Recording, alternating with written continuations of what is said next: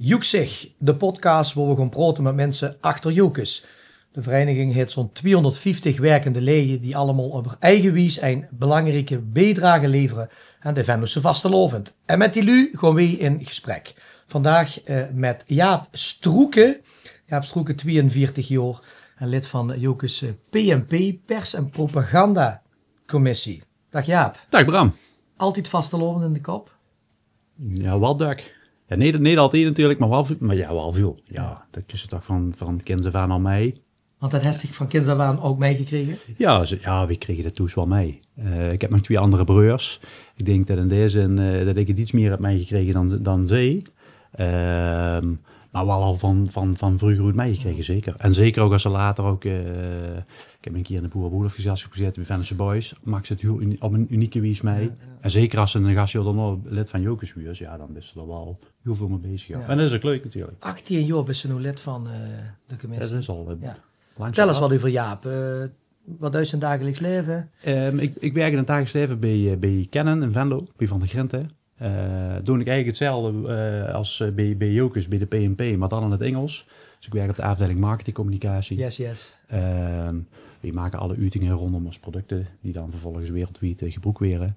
En dat is ontzettend leuk om te doen. Verliefd, verloofd, getrouwd? Getrouwd met Chrisje al een hele tijd. We hebben samen 2 kinderen, Jules en Daantje, 13 en 10. Zien misschien nog wel gekker van een vastelovend als er elders. Ja, zeker. Ja, dat Bestikt dat schuld? Ja, ik vroeg me af en toe wel eens af, weer gekker. Ik heb af en toe het idee dat Chrisje misschien nog wel gekker van vastelovend is dan ikzelf. Ja. Dus ik kreeg het wel van ons allebei mee natuurlijk. Ja. En in deze zin is het bios wat druk over de vastelovend. Zeker als dit dadelijk weer natuurlijk eraan komt. Ja. En dat maakt het ook leuk. Ja. Van vroeger uit dus vastelovend, wie moet dat zien? Ging ze in de kinderwagen al mee in de optocht? Ja, dat ken ik eigenlijk niet in de optocht. We keken wel. Papa en mama zijn nog allebei lid geweest van de Wien vroeger. Dus kwamen natuurlijk ook druk. We gingen wel altijd de optocht kijken, Boerenboelhof. En later zeker ook als ze zelf richting puberteit en al, dus het zal nog eens natuurlijk zelf ontdekken en onveilig maken. Dat ze zo'n wet overal aan, waar dan kusjes van de meisjes op stonden. Zoiets. Ja. Ik kan me wel nog herinneren dat we een keer met een gast vrienden hadden. We dachten, zo hadden we gewoon met de Boerenboelhof mee, we nemen verkersblos mee. Een echte. Ja. En die hadden we geregeld. Een van mijn vrienden was een zoon van Hij van Horen, dus hij had het geregeld. Alleen wat we niet wisten, dat ding moest oppompen, moest het dan vooral op de drug in de kelder. Ja, dat is heel vies anders. En precies zo'n vies ding noemen we dus mee. Dus ik weet nog wel dat we door de klooster liepen. We denken, we waren dingen, joh, 15 en 16. En we hadden dan zo'n stek. Wie zo'n kalebesje werd mee te zwingen. Op een gegeven moment ging die boven bij de klooster onderboven toe. Mensen vingen die. Ja. En die lagen zich te barsten en die goeie dit truc. Dat is wel een van de eerste dingen die boven. Maar ja, die Boerenboelhof, dat kan me nog wel goed herinneren. Vind je dat de mooiste dag van het jaar? Ik vind het wel een hele speciale dag. Ja. En het is natuurlijk ook de laatste dag. Dat is aan de ene kant maakt het natuurlijk wel extra bijzonder. Het geeft wel een hele aparte sfeer. Ja. Dit is denk ik ook een sfeer die ze, zo wie de vastelovend en Venlo in de algemeenheid, dat kent ze ook niet. Ik heb bijvoorbeeld ik heb 2 Franse collega's, een aantal collega's die niet uit Venlo komen. Ja. Dat is heel moeilijk om dat uit te leggen. En als snappen ze het als ze het probeert? Ja, jawel, dat snappen ze zeker. Alleen ze zijn natuurlijk minder mee bekend. Maar als ze eenmaal de beelden hebben gezien, of ze zien bijvoorbeeld fragmenten van de film van Lex, Noord-Zuid, dan kunnen ze dat gevoel echt wel vangen. Ja, zeker. En nu met die eigen blagen de stad in, alhoewel ze natuurlijk op de leeftijd komen dat ze langzaam een beetje hun eigen weg gaan. Wat vindt ze het belangrijk om dat door te geven, die vastelovend? Ja, vooral, ja, eigenlijk wel. In deze zin, vooral omdat het leuk is. Ja, precies. We hebben ze eigenlijk altijd gewoon vanuit de kinderwagen meegenomen. We zien ook allebei bij de Klein Kanelkes geweest. De wagenbouwersgroep. Ja, we zien nou weer rasten, maar... ja, precies. Ja, niet... Nee, we bouwen niet meer. Dan wordt het groepje op een gegeven moment te klein voor.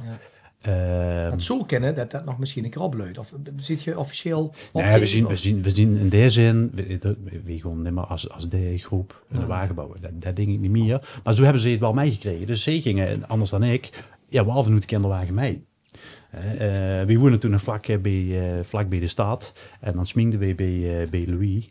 Ja, en Chrisje was aan het sminken en ik ging dan op en neer met de kinderwagen, want dan moesten ze nog geen slopen. Want we wisten ook wel dat ze in de kinderwagen deze alles behalve slopen. Ja, dan waren ze soms niet wat hebben. Ja, nee, ja, maar dat maakt op zich niet zoveel uit. En zo hebben ze het wel meegekregen. En zeker ook later natuurlijk, als ik dat was in een tijd dat ik zelf ook nog lid was van de Prinsengarde. En nu van de PNP. Ja. En dan kregen ze ook de achterkant een klein beetje mee qua voorbereidingen. En ja, dat vinden ze ook wel heel erg leuk. Ja, om zo wel een beetje te zien natuurlijk wat op afkomt. Ja, vooral als dadelijk, natuurlijk 11-11, maar ook vanavond een Boerenmoosbal en Delnoor. Ja, dan zien ze ook niet meer tegen te halen gesprek. En dat is maar goed ook. Ja. En ik denk dat ook wel belangrijk is dat we dat proberen door te geven. Ja. Niet zozeer omdat het per se bij Venlo huurt, of in die zin. Maar vooral omdat ze er samen heel veel plezier op kunnen hebben. Ja. Is Toby de Jokers Begos, de Prinsengarde? Ja, eigenlijk wel, ja. En dan hebben we het over 2000. 2000. Toen beginnen nou denk ik tussen 2 mensen te lachen, 2005. Ja. Dat is op zich wel een mooi verhaal. De pronkzitting. Fred de Trooi Aaf. Fred de eerste. En dat kost me heel goed, want ik heb Chrisje, mijn vrouw, leren kennen in de Yellow. De café van Fred, de café van Fred. Op de parade, ja. Chris werkte achter de bar en die zag op een gegeven moment, ik wil mijn telefoon en ik wil een glas bier drinken. Daar vond Fred ook al heel erg om lachen. En de rest is geschiedenis, zal ik maar zeggen. Ja. En we zochten de zitting te kijken. En aan de overkant van de zaal, daar stond een hele goede vriend van mij, Bob Duivenstein. Die was toen de gardecommandant. Inderdaad. Samen met Mark van Zoes. Ja. En die zie nou net maar tegen te halen, nou ik dit vertel. En die wezen eigenlijk van de andere kant van de zaal. Dus die wezen het ook zijn vingers zo uit. Zeg, dicht. En dan met hen doen. Hé, kom maar, zegt Bob. Dus ik zo in de zaal, ik zo gewoon een programma te kijken. Zeg ik, hé, kom zo. Ja, dicht, hé, kom maar. No, mij. No, Dali. Dus ik denk, ik stond op en dan stonden ze achterin. Ik vind dat ik wel wat als dicht bij de garde komt. Oh, dat wordt zo even. Ja. Kijk, en Bob en ik lezen en schrijven met elkaar. Hij was ook een van ons getuigen op ons broerlof. Dus dat vond ik ook hartstikke leuk dat hij dat zo vroeg. En ook met Mark. Die ken ik ook, Hugo er nu lang. Ze maakten er samen wel eens een momentje van. Dat maakt het wel leuk. En ja, zo ben ik eigenlijk bij Jokers terecht. Want toen ineens was ze de schade ook meteen commandant? Nee, dat duurde een aantal jaar. Dat was ik zelf vanaf 2010. Toen heb ik het van Bob overgenomen. Ja. Even denken. Vanaf 2000, vastgelopen 2006. Op hetzelfde moment ben ik ook bij het archief gekomen. Jokers had 2 jaar later ongeveer een jubileum. In, wat gevierd wordt met een expositie in Domani. Ze hebben eigenlijk alle verhalen natuurlijk. 15 keer 11. Ja, gevangen in die tentoonstelling. En dat zullen we dat ook de aanloop zien. Dan moest ik even helpen, 2016 denk ik, Jokers Museum. Ja, precies, dat is geopend in 16. Ja, wat het bestuur en Rol van Helft van Jokers cadeau gaf aan Harry Pauwels, de afscheid nemen als fors. Ja. Dus ik heb in deze en die 2 dingen altijd tegelijkertijd gedaan, dat ging ook goed. Was al een beetje verbonden aan de PNP, want het archief en dat veld onder die pers- en propagandacommissie? Ja, toen nog nee, maar zo ben ik wel in beeld gekomen. Ik heb altijd wel, ook wie ik zelf nog bij Venlo Boys voetbal bijvoorbeeld straks in het Venlo geschreven. En zo ben ik dat langzaam ook gaan doen van hoe het archief verder terug. Wie staat Henk de Boer een keer bellen? Die kwam toen al dat ik er ook bij het archief voor stukken te leren of te brengen of wat dan ook. Ja. Ik heb wat moest even een keer komen holen. Wie is Henk de Boer? Henk de Boer is ook nog steeds lid van de pers- en propagandacommissie en is hoofdredacteur geweest van de Treut in het verleden. Het staatsorgaan. Het staatsorgaan van de Treut. Het staatsorgaan van Jokers. Ja. Dus ja, daar schreef ik van hoe dat archief straks bij een halve foto of een ander verhaal of wat dan ook. Gewoon als extra bijdrage bij de foto's en nummer op. En wie staat we een keer zo te bij hem toe en Henk zei, ik wil eigenlijk stoppen als hoofdredacteur. Ik vind er wel wat voor dich. En het gekke was dat ik toen net voor mezelf op dat moment had besloten, oké, de komende vastelovend wordt eigenlijk niet de laatste vastelovend bij de Garde. Maar de Prinsengarde wist dat nog niet. Oh, oké. En eigenlijk wist Nemes dat. Ja. En dat had ook goed, ja goed, dan zullen ze toes anders over denken. Het had ook wel goed gecombineerd kunnen worden. Maar dat kwam eigenlijk precies zo goed. Ja, Dus in deze, en dat is ook het leuke aan de Prinsengarde. Zo heb ik dat wel ervaren. Dus eigenlijk een hele leuke wijze om de vastelovend en jokers van binnenuit mij te beleven. En ook een stap. En dat is eigenlijk in de kweekviever. Ik denk als ze door de commissies gaan kijken, en er zien later zelfs ook een aantal leden ook nou weer doorgestruimd, zelfs naar de rood. In zijn algemeenheid binnen jokers doorgestruimd, is dat gewoon heel erg leuk om zo heel intensief, in korte tijd, vastelovend en jokers van heel doen bij mij te maken. En toen was ook verkocht. Ja, dat is wel heel erg leuk. Ik nog altijd, kijk, nou zit er al een aantal jaren heel diep in, maar nog altijd ben ik wel, ja, wie zal dat zeggen, toch wel verbaasd, verrast wat dat er in de vereniging allemaal omgaat. Nog steeds. Ja, nog steeds. Ja. En misschien, ja, zoals we zeggen, nog wel meer. Wat mensen ook niet altijd zien, en dat hoef ik niet, dat is maar goed ook. Ik weet, want het gaat niet zozeer om jokers, maar we willen natuurlijk als inzetten om de vastelovend voor Venlo mij mogelijk te maken. Dat mensen het vooral zelf kunnen vieren. Door een opdracht, door allerlei dingen te organiseren. Maar als ze zien wat dat er allemaal omgaat. Als ik bijvoorbeeld zien op een leedjes of binnen een hofbal of binnen een opdracht wat er bij kunt kijken. Ja. Dan stond ik als lid van de PNP eigenlijk nog aan de ziekant bij wie ze spreken. Hè? Want alles wat wij doen is eigenlijk een voorbereiding. Als ze zuus wat er, ja, dat is wel heel erg ziek. Ja, ja. De energie die mensen erin leggen, ik denk wel dat ook wel een bijkomstigheid is van vastelovend. Het vrijwilligersleven wat erachter zit en zo aangezwengeld wordt. Wie mensen eigenlijk zich inzetten om met andere mensen naar de zin te maken. Ja, dat is, ik vind dat heel erg tof. En dat zie je ook bij de Prinsengarde. Destijds, als we bijvoorbeeld wel eens een gesprek hadden met een nieuwe kandidaat, dan zag ik wel eens gekscherend. Als de noegheid ergens binnenkomt en ik loop als gardist daarachter, iedere deur die open gaat, dan zien lachende gezichten. Want het is vastelovend, het is feest. Ja, ja. En natuurlijk maakt ze ook hele mooie, intieme momenten mee. Maar om dat zo te zien, zeker in contrast met het dagelijks leven. En want dat is de vastelovend voor dich? Lachende gezichten, humor, plezier brengen. Ja, in de basis wel. En natuurlijk zitten er ook hele mooie momenten bij. De lachende trom, zoals ze het zeggen, alleen natuurlijk heel doen bij. Maar ja, ik denk dat dat wel een van de kenmerken is, zeker. En toen was ze lid van de PNP-commissie, pers en propaganda. Ik heb hier de prachtige commissiemedaille voor me. Kent ze deze omschreven? Wat zien we? Ja, we zien wat is dat? Een jokershaan met daaronder een truitje. De verbies aan de ene kant naar de truit. Ja. Natuurlijk het blaad. Want toen is eigenlijk de PNP niet opgericht, maar wel natuurlijk heel lang een hoofdtaak van onze commissie geweest. Maar dit is vormgegeven eigenlijk als een soort van slecht Venlo's, maar een feesttoeter. Ja. Een feeststruit waar confetti uitkomt. Dit staat op de jokershaan. Dit is een ontwerp, heb ik geleerd van Renier Linders en Rob Aarts. 34, 30 jaar geleden. En door meer zit een zilveren rand. Want deze versie die ik in mijn hand heb is gemaakt met de hand gemaakt door Ivo Nellissen. Ja. Jokers Venlo staat bovenaan. Nou, dat is natuurlijk de club. Pers- en propagandacommissie staat er zo meer gegraveerd. Ja. Dat is een heel sierlijk, een heel sierlijke uiting. En die dragen we natuurlijk, als we vanaf 11/11 bij eerdere jokersactiviteiten of bij eerdere commissieactiviteiten, wat dan ook. Ja. Wat duidt de PNP? Allemaal, eens eigenlijk. Ja, we zien, dat is een goede vraag. Veel, veel, maar nou op.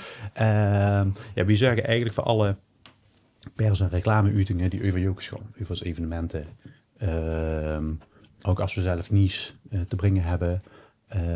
We maken de truit. De komende vastelovend 2024 de 77ste uitgave. Dus dat is wel uniek. Ik heb een vormig, ik vouw hem ondertussen open. Dat is de allereerste. Is dit de allereerste? Dat is de allereerste truit. Rechtsboven, dit geval kost 24 cent. En dan hebben we het over 19. Ja, deze is uitgegeven in het najaar van 1948. Ja. Is ook het eerste en het eerste jaar dat er 2 truiten zijn uitgegeven. Dus met de vastelovende 49 is er weer in gekomen. En vanaf dat jaar doorstijd ook voor het eerste Ritter Kunibald in. Ja, een truckerende Ja. column. Ja. Oké. En ja, dat is eigenlijk een ridder, een fictief persoon die ieder jaar wat anders meemaakt.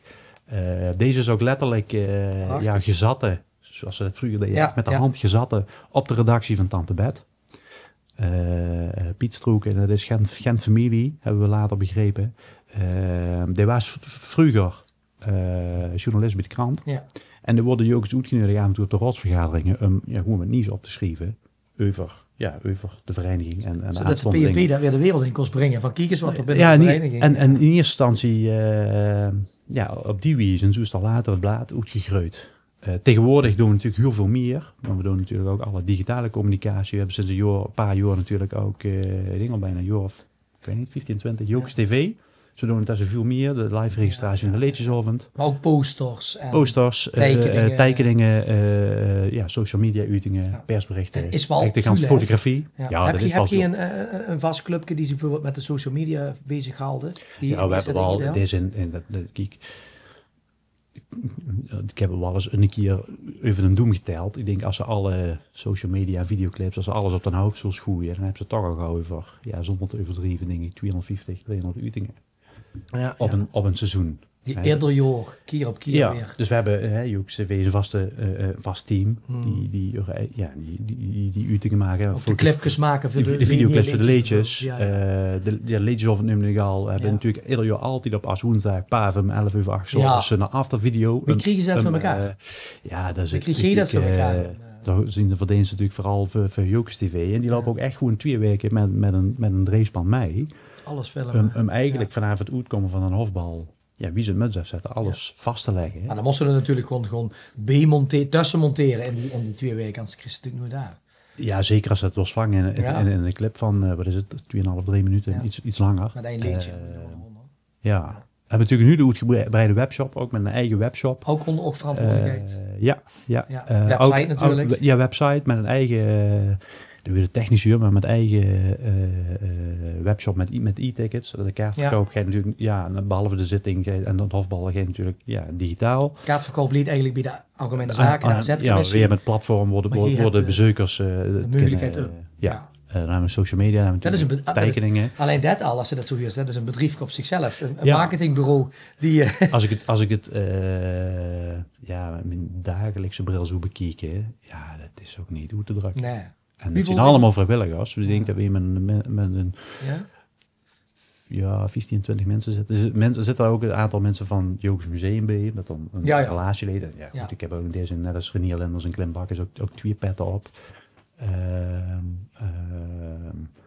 Dus het is in deze huur belangrijk. En deze prachtige truit, 1948, want een beetje voorzichtig... er zitten al wat scheurtjes in, dus ik kon het heel voorzichtig doen als de kriekruzie met Stroeken natuurlijk. En deze is dus uitgebracht omdat er dus een jubileum was. Eigenlijk gewoon omdat ze wat nieuws willen. De eerste keer, ja. En er is al wat verhulken zijn over de leedjes over. Er zijn een advertentie voor de pronkszitting. Er zit vooral veel schele wazel in.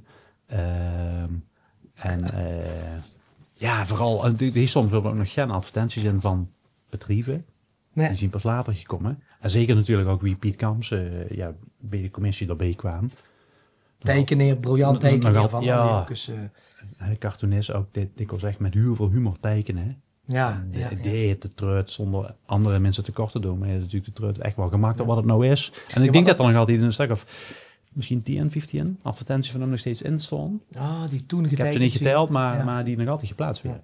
Maar de papieren journalistiek kreeg het heel lastig nu. Als je kijkt naar de krant in de bus of magazines, dat is niet meer wie het vroeger was. Want er zijn tegenwoordig natuurlijk te veel platformen. Ja, zeker. Maar de truit liep wel heel dikker te weer. Dat zien we ook echt geweest. Ik ben nu 11 jaar hoofdredacteur geweest. Ik geef nou het stukje vanaf dit seizoen door. Harry Luker en Maarten Bastiaans gewoon dat overnemen. Journalisten.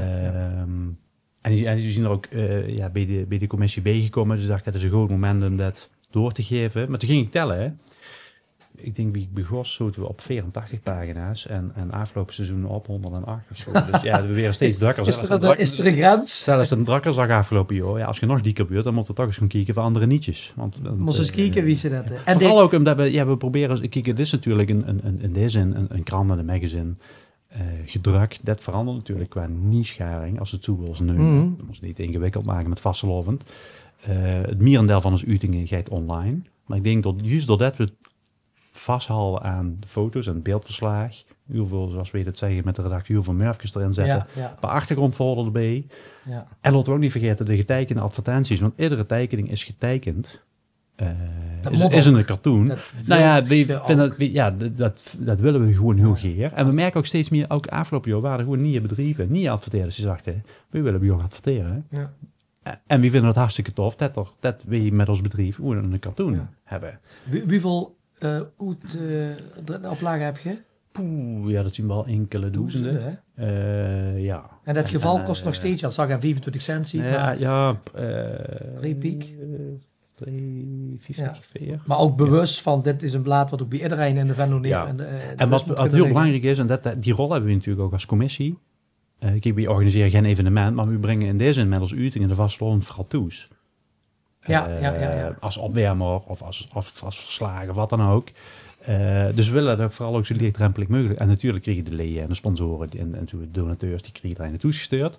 Maar het is vooral ook veel losse verkoop. Dus dan altijd, ik denk ruim de helft van de totale oplage. Ja. De brengste vastlovend, zeker, want het verschijnt een paar dagen nog een hofbal. Ja, dat ook al. Hè. En niet het respan, staat toch... maar dat betekent, dat zegt dus wets. Dat is natuurlijk een beetje van te veel. Het respan wordt. Ja, we zitten op een gegeven moment wel in het complot. Dat ontkomt ze ook niet aan. Goed, de staatsgeheim, dat biedt bij ook, maar dat moest natuurlijk wel... dat is wel een bijkomstigheid. Ja. De laatste foto's van de hofbal zullen er nog geen geplekt moeten weer, maar dan de rest moet kloos zien. Ja. Die werden letterlijk zondagochtend uitgezet. Ja. Nee, zaterdagochtend. Zondagmiddag werd het op een drakker gedrak. Dat moet allemaal een weekend gebeuren. En de maandag is de presentatie. Ja. Is het spannend dat ze wets weer het respan wordt? Ja, spannend. Ja, op een gegeven moment, in het begin wel, zeker. Het is vooral heel speciaal. Ja, het holt ergens ook alweer de spanning weg. Want het, is dat leuk? Is dat wets? Ja, dat is anders. Ja. Dat is niet meer de spanning op de hofbal van weer. Nee. Is dat al bekend? Een kleine anekdote. Wie Jan Pollux wordt.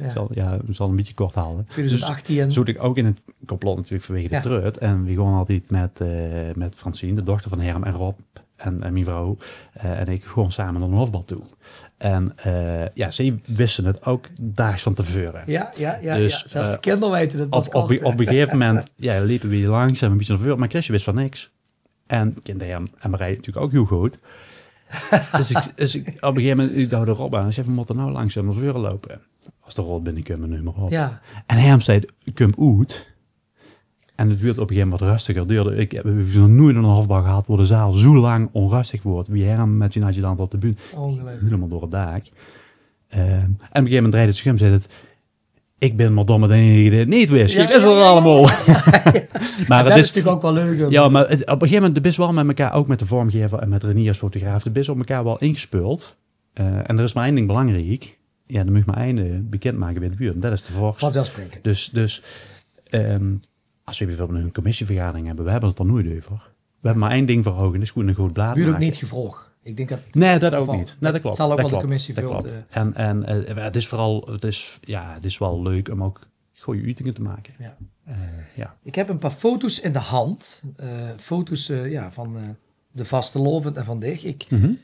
Help ons, neem ons mee. Ik zie heel duidelijk een optochtwagen. Ja, we hadden het net over de Klein Kanaalkes. Dus ik heb eigenlijk de foto meegenomen uit 2000, wie Lexprens was, 2017. Dat is ook gelijk onze laatste wagen. Toen bestonden we 45 jaar. Ja. Dus we zien eigenlijk de groep...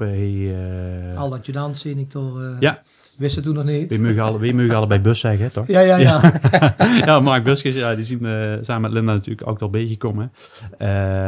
De laatste wagen hier bij het Limburg Museum, dus met het opstellen. Ja, ik heb hier zelf... joh, 15 mei Klein gelopen. Kanelkes, 15 Ja, jaar. mijn schoonvader Prachtige heeft het met een aantal vrienden in de jaren 60 opgericht. Ja. En ja, hartstikke leuk om zo de vastelovend te beleven. Want te begin zit al joh, met een leeg blaad, bij wie ze Ja. spreken. En nou ook met een andere groep. Maar waarvan, ja, wat wil ze weer, wat wil ze uitbeelden? En daar werkt ze naartoe. En ja, de maandag is wel, als ze dan met lups en de biscuitsmingen nummer op, dat geval nu apart Dat is geschreven leuk, de ja. vastelovend. Ja. En dat was Ja. toen, en dit is nu. Ja. En nu lopen ze Ja. met een nieuwe groep mee. Ja, met wie weet. Dus dit is een foto, ja, waar we met z'n veren met het gezin opstonden, afgelopen vastelovend.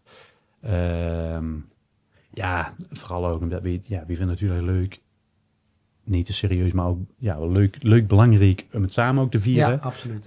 Om er ook in mee te nemen. En de buurt nou ze alweer gaan ze natuurlijk langzaam ook weer hun eigen weg.